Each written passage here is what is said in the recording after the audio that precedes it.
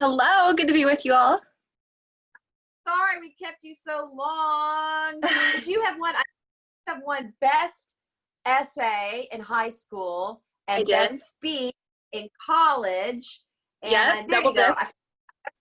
Your official cheat sheet here. So you won in 2015 high school essay and 2019 college speech. And your judge was Mark Thiessen. People may know Mark Thiessen. He's a former speechwriter for President Bush. So he was a great judge. There he is, a great judge for you. And Mr. Cherry was your essay judge, who's a past president of the National Council of Social Studies. And you wrote your essay was really terrific. And you went on 2 trips. One was to New York City, and the other was to Washington, D.C. And your essays are, it's Our Wonderful Rights, which is really clever. You took Our Wonderful Life, how Articles 1 through 7 protect our rights. And then you did that Let Freedom Ring. You used the Lord of the Rings analogy for best speech. So, gosh, so much I want to talk to you about. It's because your life is so exciting, accomplished so much.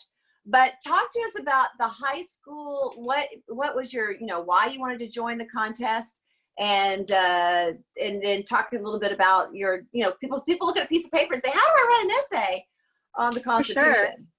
Yeah, well, it is daunting, and it actually took me 3 or 4 tries before I won Constituting America. So I think that just goes to show that never give up on the first try. But I learned a lot from every try. And by the time I got to It's Our Wonderful Rights, I decided to go a much more creative route. So normally I do nonfiction, factual, more research, article, journalistic style pieces, but I decided to have fun with it. I was kind of inspired by some of the more artistic categories and seeing what students were doing with art and song and PSA. And I was like, how do I make the Constitution entertaining and be able to connect, especially with young people in my generation who may be being exposed to the Constitution for the first time. And so I started to have fun with it and get creative, and ended up making a parallel to It's a Wonderful Life, and considering what would America be like, what would our lives be like without the Constitution. And so I personified the Constitution. His name was Clarence the Constitution. Lots of fun little Easter eggs and nods thrown into the piece that are related to the movie. And it was really fun to write. It was hard to write because how do you weave in Articles 1 through 7 of the Constitution with a personified document? And I had it set in DC and was kind of like the escape from the National Archives. So it was a lot of fun. And it was even more fun to go to DC this past September and be able to see the Constitution in the National Archives.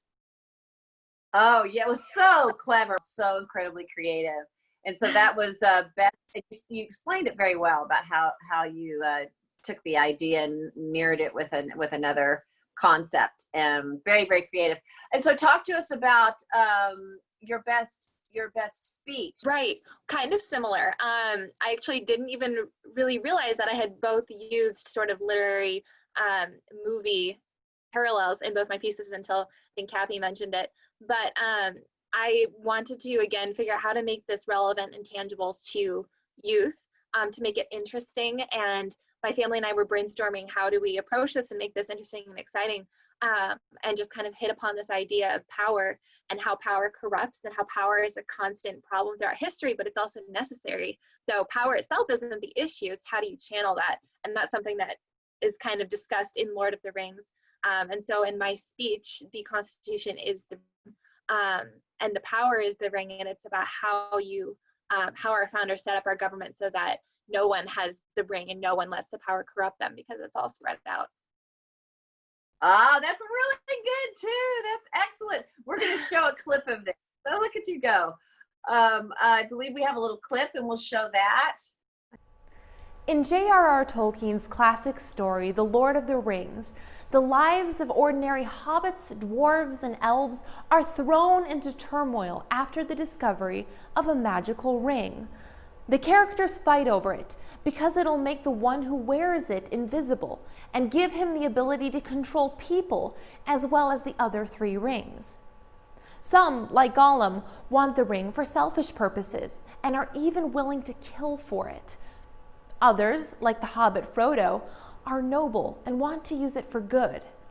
But as it turns out, the ring is inherently evil and will corrupt anyone who wears it, even those with the best intentions.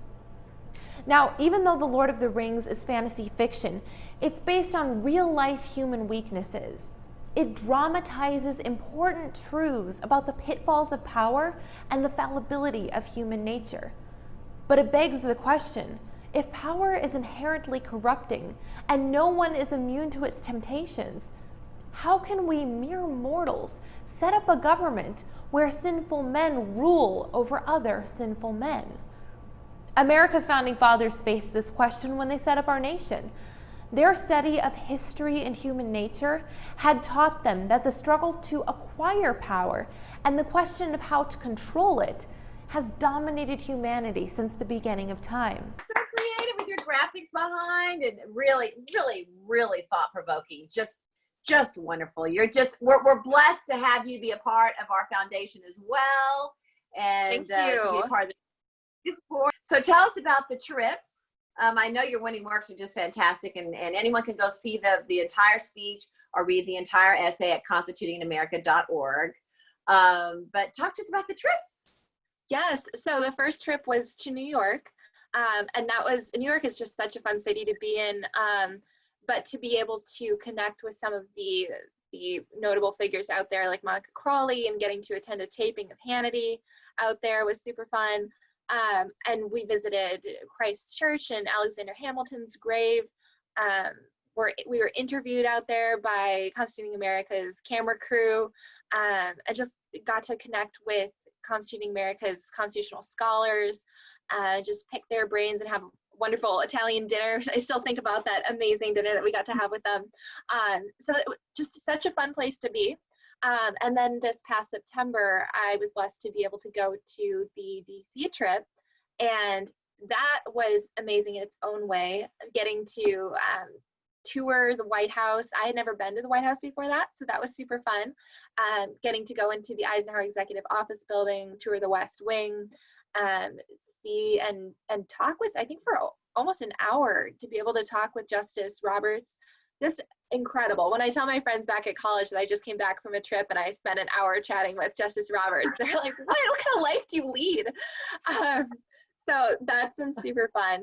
And just the connections and the people I've gotten to know through Constituting America, I do think CA and our tour guide, Mr. Dan Peltzer, played a role in landing the White House internship for me. So you never know where these doors are going to open. They never stop with the trip.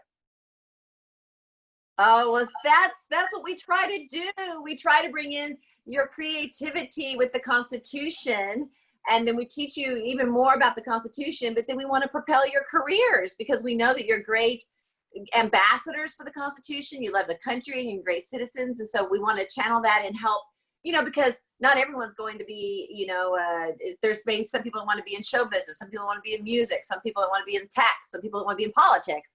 So we want to help all of you open those doors for your career. So that's a great example. Thanks for sharing that with us. And now, how has the internship been at the White House? The internship was great. Just the feeling of walking past the Secret Service guards, flashing my intern badge and walking past the West Wing every day is an incredible feeling. You never know who you're going to see, so you're kind of always looking in the hallways and always keeping an eye out. One time the president, I was leaving the West Wing, and the president was going to the Situation Room, and I heard a voice behind me. And I was like, that voice sounds familiar. And I turn around, and there was the president going into the next room. And it was funny because obviously I know what he sounds like, but it's always a voice coming out of my phone, never out of a person. So it was really funny to see the president with his entourage going into the next room. So that was very exciting. Oh, well, that's great. Well, we're going to see you in high places. We just know someday you're going to be a senator, the president yourself. And we're very, very proud of you and lucky to have you be a part of our organization. Thank you. And thank you for your time today and for your bright essence and your brilliant mind. And thanks for spending time with us today, for being a part of America. Thanks for having me. Always good to see you all.